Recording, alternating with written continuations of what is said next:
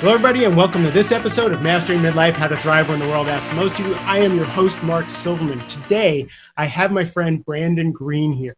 Brandon is the co-founder of Keller Williams Capital Properties. It's a commercial real estate? Residential and commercial. Residential and commercial real estate agent with over 8 offices. He's built that in the last 10 years to like $2 billion worth of sales.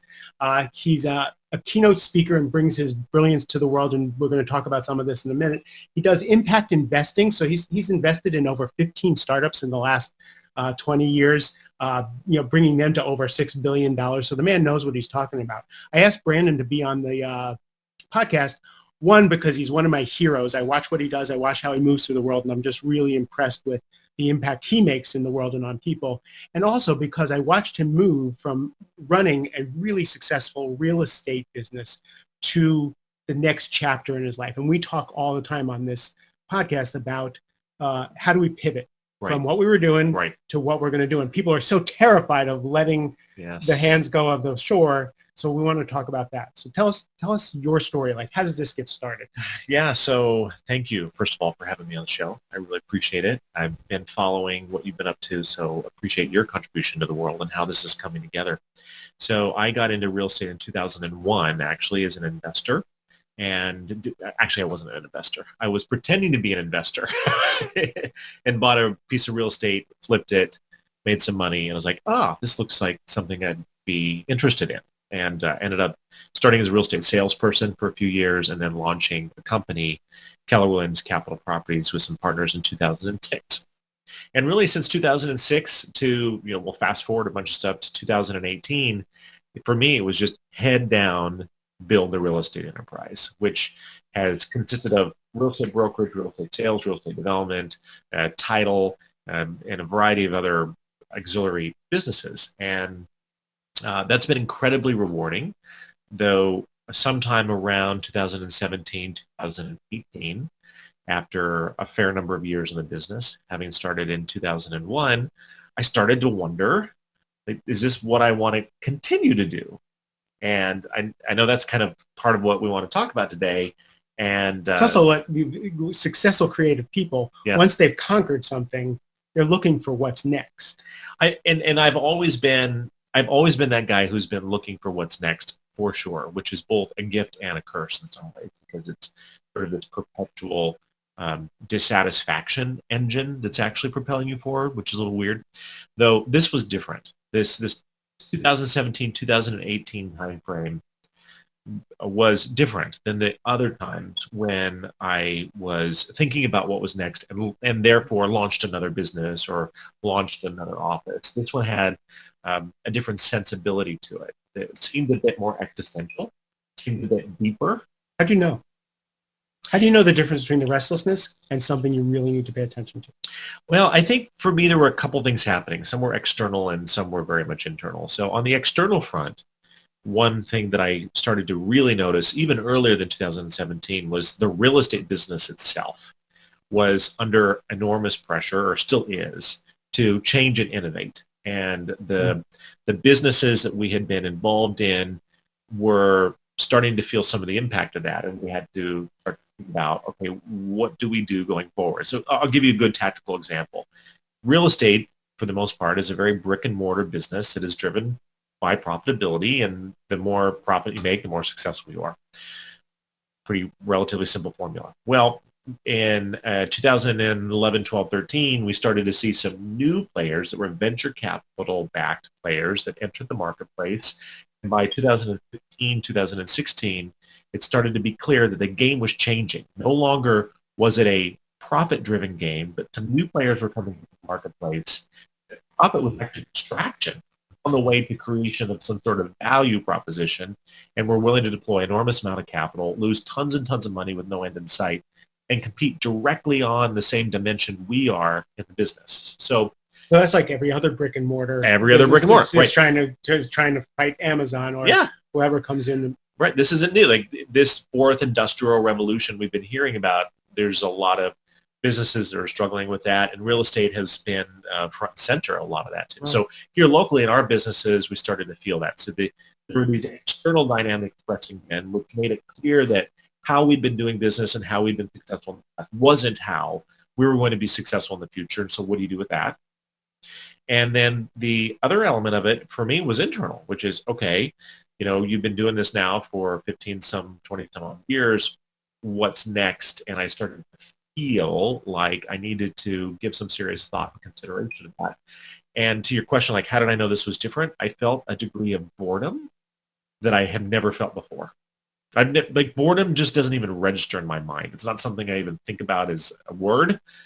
But all of a sudden I'm like, wait a minute, I think I'm actually bored. I think that I'm not being challenged like I used to be. And what do I do with that? So I have to ask, because I'm someone with A.D.D. and I get bored with my car after 6 months. I get bored with a job after I make my first sale. I get, so for me, things are almost disposable if I'm not conscious and don't pay attention to the difference between, my shiny object syndrome and what really is going to fulfill me. You seem to have come from a different place of, you were all in. This is something that you built, and you're not flighty in that fashion. True, and although I am similar in that I am ready to be interested in something new quite rapidly. Okay. The difference, though, in this case was I've always been able to see with great clarity the iteration to the next thing when that feeling came up, which is, okay, I think I'm ready for the next thing. Yes, the iteration doesn't even register with me. It's 180 degrees every single time. Oh, I see. So iteration is a really interesting thing. So you're used to thinking of things in iterative fashion, yes, and you no longer wanted to do that with what you were doing. You're starting to see that now you need to make a seismic change. Right. So I could no longer see the sequential iteration of the next thing. Got it. Whereas the previous 15 years, I'm not entirely. I mean, there were plenty of times I made leaps and didn't necessarily know if that was legitimately the next step. And sometimes it was definitely not the right next step. Though I had a pretty good sense that it was time to go from A to B to C to D. And now all of a sudden I wake up in 2017 and 2018 and I'm like, wait a minute, I'm not even sure, A, I know what the next step is. B, I even want a next step in all of this. C, holy smokes, what does that mean, man? Like, what is this an is this a midlife crisis? Right? Oh, and I turned 40 too. So, right. So definitely some sort of societal programming was, oh, you should be asking these deep, difficult questions about now. Since I'm writing about this right now, that's not a midlife crisis. That's midlife. That's midlife whispering to you, talking to you, saying it's time to pivot. What brought you here is no longer working. Right. And what happens is people get scared. As soon as they start to get that inkling that you're doing, they get scared. Yeah. And then they go back to whatever that thing is they anesthetize so that they don't hear that voice. They try to distract themselves. They try and make more money. Right. They think, oh no, it's not that, I need a new partner. Right. Right. And instead of going, oh, this means I just need to explore, which is scary. Yes. Yeah. And I think I initially approached it with more curiosity than anything else. Sort of like, well, this is interesting. I'm not sure what I want to do next. I'm not even sure there is necessarily a clear next step in the business I'm in now. At the same time, though, I've got a company that relies upon me, multiple team members, employees, real estate associates, projects, like millions of dollars on the line. I don't have the luxury to be like, well, I don't know, I'm going to try this out for 6 months. Like, I really felt a high degree of responsibility for the people that relied on me to thoughtfully navigate whatever this was that was starting to come up around 2017 or so. And so the first thing, of course, I did is seek coaching. Right? I don't think I can figure this out myself.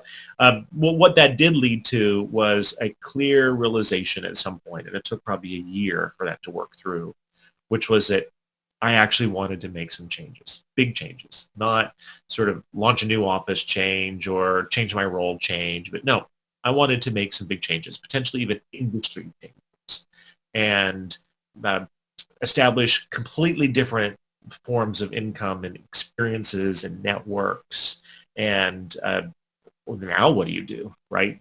So I went from sort of curious about, oh, this is interesting. Where is this going to go? To terrified, quite frankly. All of a sudden I had in me a new vision that had come out that didn't look at all like the previous life that I'd been living. So what goes on in your head when you start? Make it real for us. So all of a sudden I'm like, okay, so I see myself no longer selling real estate on a day-to-day basis and interacting with real estate companies, and instead I want to be involved in and invest in entirely different businesses, entirely different sectors of the economy. Okay, well, how do you do that? I'd like to expand my network into groups of people that are doing and saying completely different things. Well, I don't have those groups of, like, where am I going to find those people? But one of the first things that came up for me was, wait a minute, I've got all of these wonderful, beautiful relationships and companies now. What do I do with all of that? And one thing I had observed. So you took stock. Definitely. So once you after you got scared, yeah, instead of reacting to that, you said, now what do I do with what I have? And you took stock of the resources you had, the people that you had in your life, yes, and so that you could actually do a more iterative move towards what you want to do. Yes, I took stock, and then I started to look for models. Like, how are people doing this? Like, surely I'm not the first person who's having this internal question mark, big question mark. What have other people done?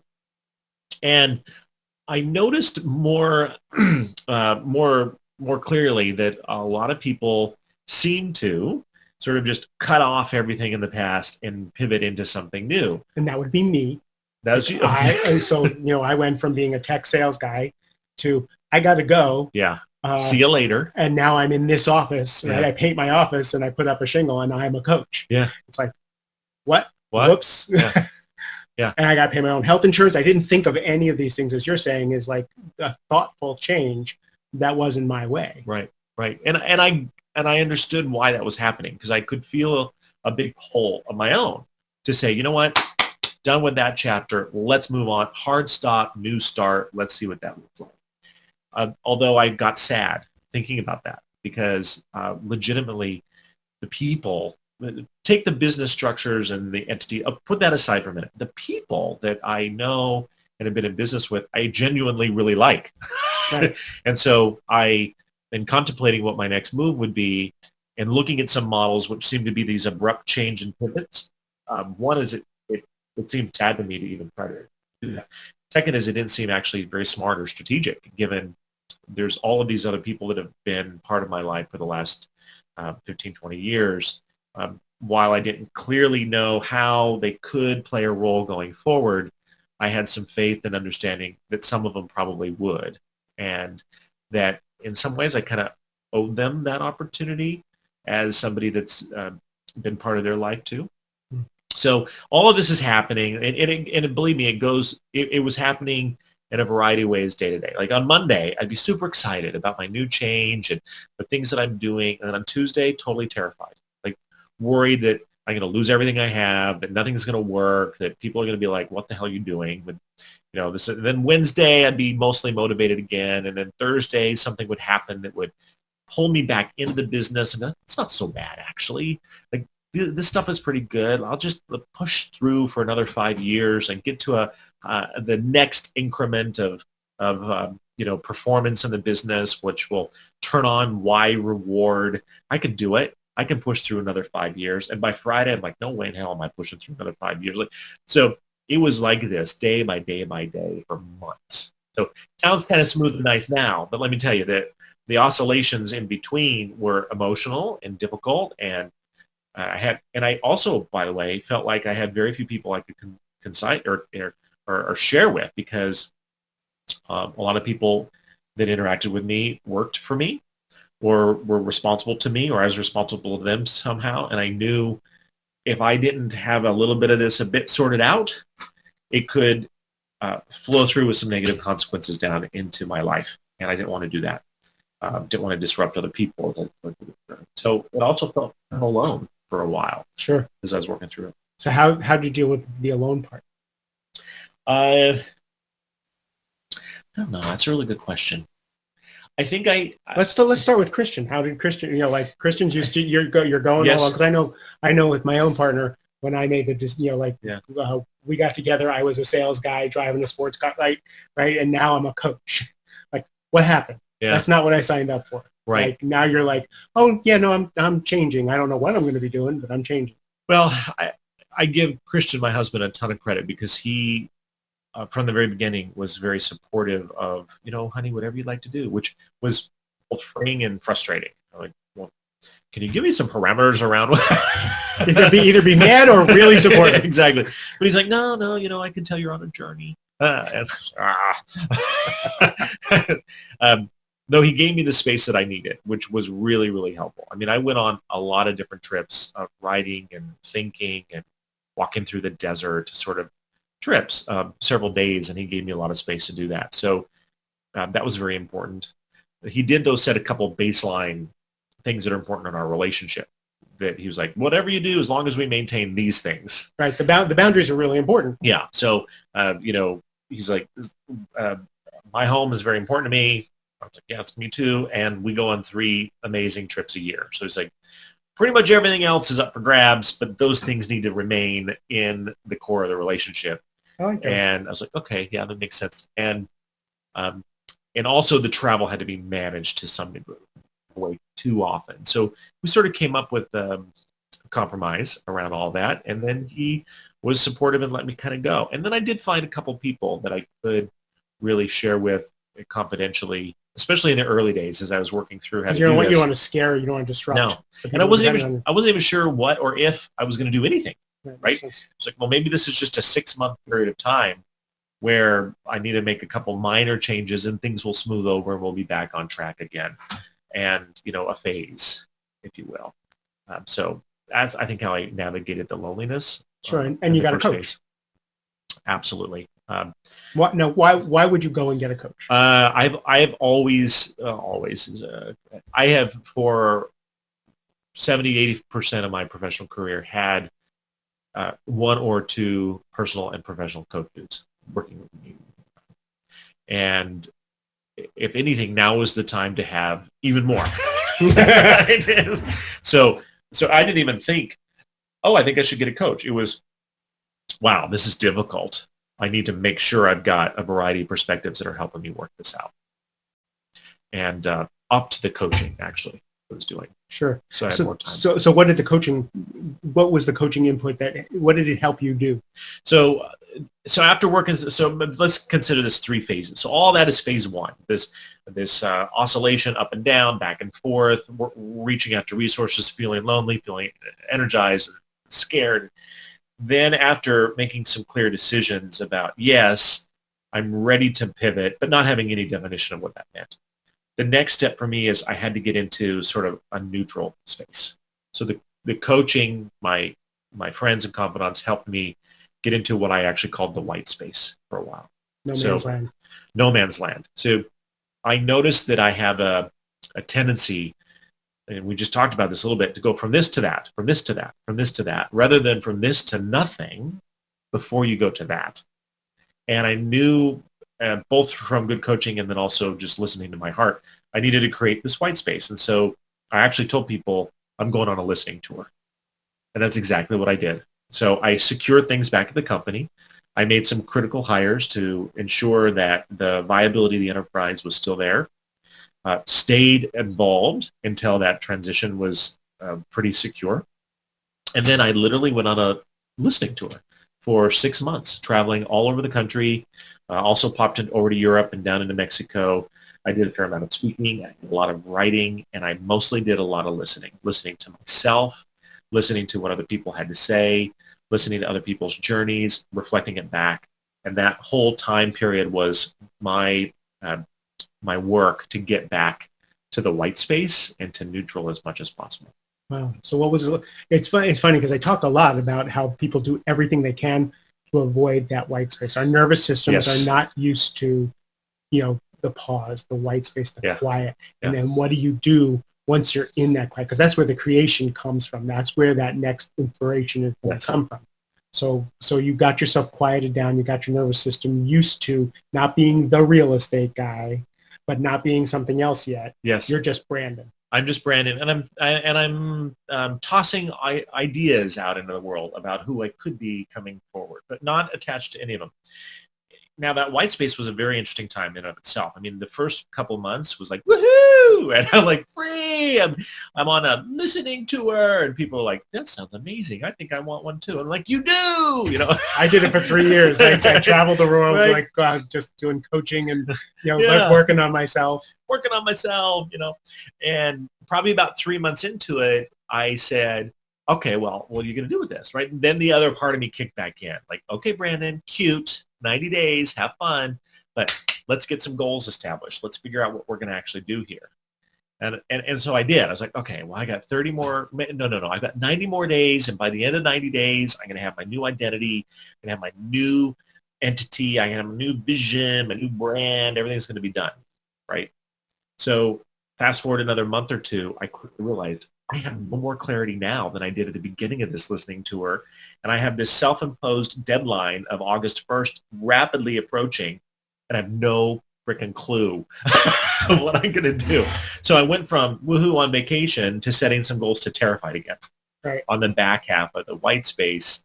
And it was actually my husband, Christian, when I was sort of commiserating with him. I'm like, oh, I need to have this stuff by the end of July. And I'm like backtracking a business plan for the next phase of my life. And he was like, what are you doing?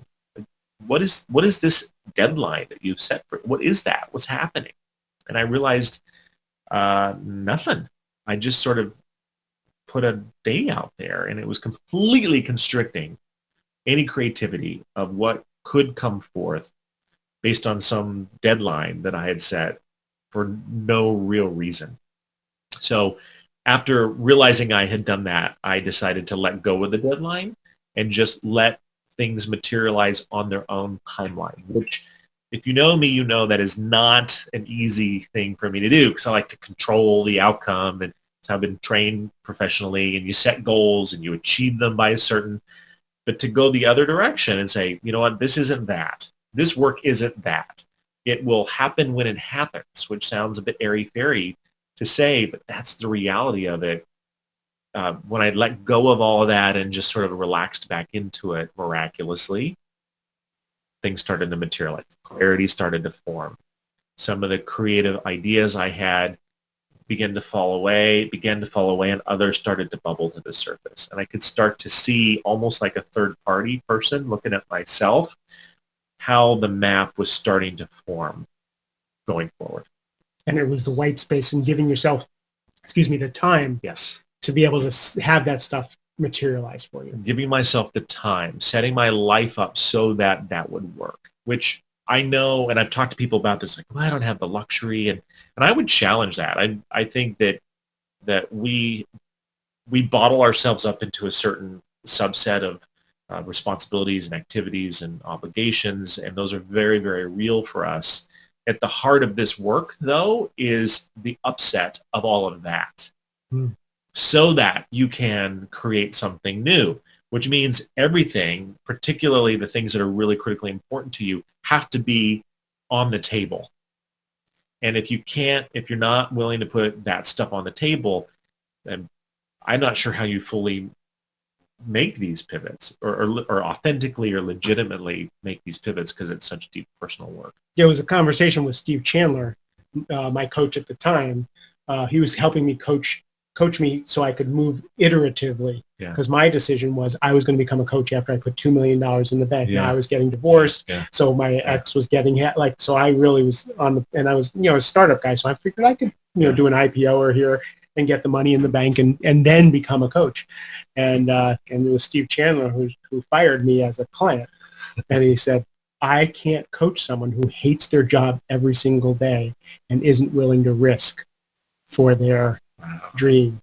And I was like, but you don't understand. I have people to take care of and all this stuff. He says, you don't think the people in your life, you think they want you to be miserable and hate what you do every day?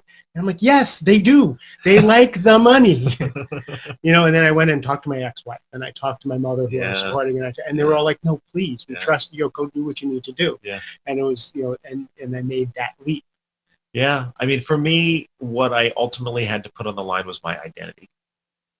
And there's a lot of that stuff boxed in there, but I had to put on the line the identity that I had come to really like and was very successful in, that everybody knew me as, I had to put that on the line. Like the real estate guy, the managing partner and co-founder of Keller Williams Capital Properties, the principal broker, the guy you call anytime you have a real estate, like all of that, which I'd worked so hard to build up to, I had to put that on the line and say, not that. If not that, then who? If I'm not all that, then who am I? And that was that.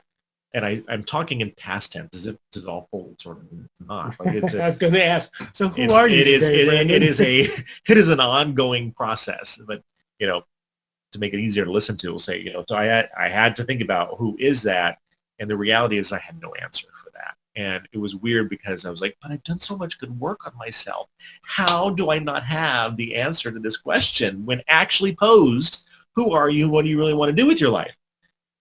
How many workshops have I been in over the last year as a teacher, often facilitating that very question, and now I'm stuck with it myself and have no answer to it, which was incredibly scary. And I don't even like talking about it now. It's like making me a little nervous now. I'm just talking about it. So that was, all that was happening in about 2 years, a 2-year period of time.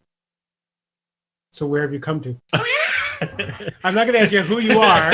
I just want to know where you are right now in this journey. Right. So I've come up with a couple things. So I've gotten much clearer on what I want to do and who I am, which is great. It feels really, really exciting for me.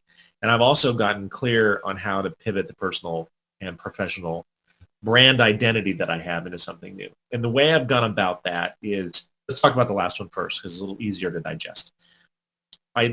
You mentioned it earlier. I took stock of all the things that I had, the assets, if you will, be them skills, be them relationships, be them the connections, et cetera, that I have. Said, okay, what is all of that? And I combined it with all the variety of creative things that made me feel good in the future and literally put them together and said, well, what is all of that? And what I discovered, ironically, is it isn't necessarily anything new per se, but it is a slightly different version of what I've been doing. So I have always been investing in businesses in some capacity. I love to do that. I love to do it for the entrepreneurs that I'm passionate about, particularly the underdogs that didn't necessarily come from the credentials that would lead them to be successful in business. I really relate to that. I love to invest in. I love the small to mid-sized business space. I love the impact-oriented businesses. They're legitimately making the world a better place somehow. I've always loved that. Now I have more ability to pour into that.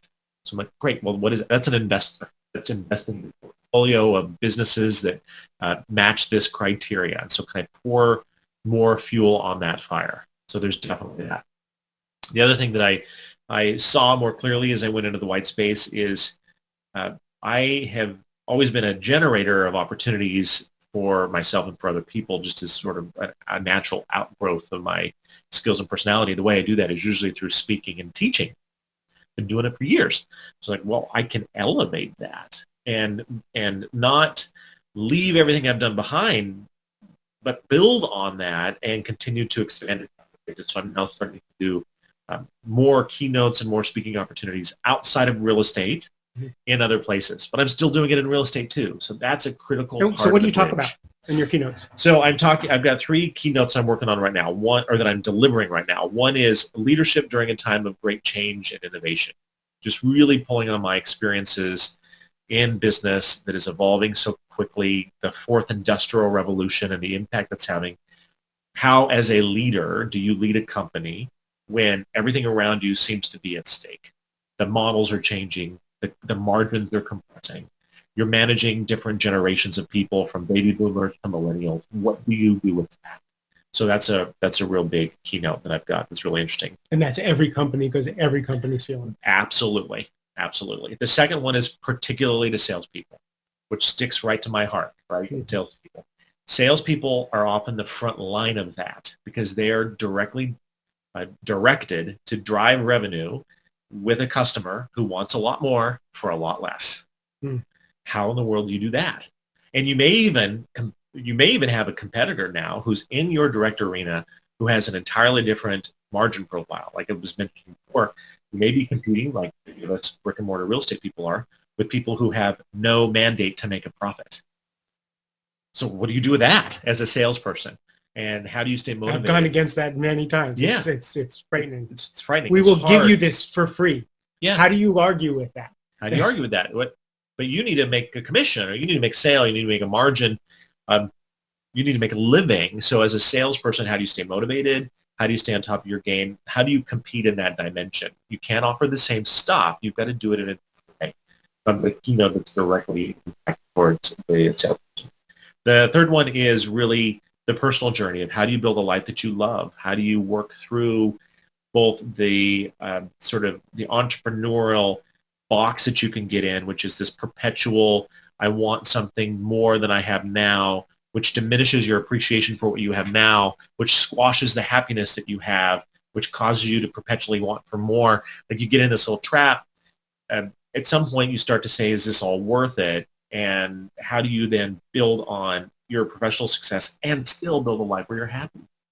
So, I mean, that one's in demand. That's in demand too. So the three of those, I can attest. By the way, I can attest that Brandon knows what he's talking about on all three. So he's speaking from the heart and from his experience on all three of those. And I think they're all very relevant, really good. Thank you. And I'd say I'm a journeyer on that. Like this is none of this stuff is like fine point and story, like final chapter. I've got it all figured out. This is really this next phase, and this gets to the last part. Who am I? I'm someone who really enjoys the experience of figuring out how I can demonstrate for other people what's possible and reflect both my experience to them and their experience to me and figure out how that can make things better overall. And I do that predominantly through the conduit of business and through the conduit of speaking in my communications. So as a life experiencer, I come to the table with a tremendous amount of curiosity and love and compassion for the fellow human on that same journey. And I love to find ways to connect those dots. At the end of the day, we're all on that same path. We're not alone. We're going through these same things, and I'm excited to be in a place now where I can share more of that. Great. So where can people find you? BrandonGreen.com. So I will put that in the show notes, as well as some really interesting stuff from your background. What's next that's exciting for you? So I do have some businesses that I have invested in and launched over the last few months that I'm excited to get up and running. One is completely real estate oriented. It's called realestateonpurpose.com. It is an online coaching program for real estate agents that are launching or relaunching their businesses. It's fantastic. We've got 3 years of curriculum on how to really do this and do this right. And I partnered with a woman, Pam O'Brien, who's brilliant, and we've created everything online with videos and so forth. So realestateonpurpose.com. Is there a website for that yet? Realestateonpurpose.com. So we'll put that on the show notes. Yeah, so that's a big project. The other is I'm in the process of redevelopment of bed and breakfast that I own into a historic inn and event center. Probably a 2-year project. It's really exercising my creativity, and I'm very excited about that. And I'm sure Christian can. Oh, Christian, he's loving it. He's doing all the interiors, and then really working on sort of the platform, the keynote platform that rolls into my next chapter of investing called Chapter 2 Ventures, which is a venture capital fund focused in on these small to mid-sized impact-oriented businesses. You can find that at Chapter 2, TWO, Ventures.com. And you don't have to write that down if you're driving, because we'll put it all in the show notes. Brandon, thank you for sharing that journey, because it's such an important one. I hear it over and over, people in different parts of that journey and not really knowing a map. And you really did put together a really clear map that people could make their own and figure out and make their own choices. So thank you. Thank you. To everybody else, I am so grateful for you to spend your precious time and attention with me. I love you tremendously. Have a great rest of the day.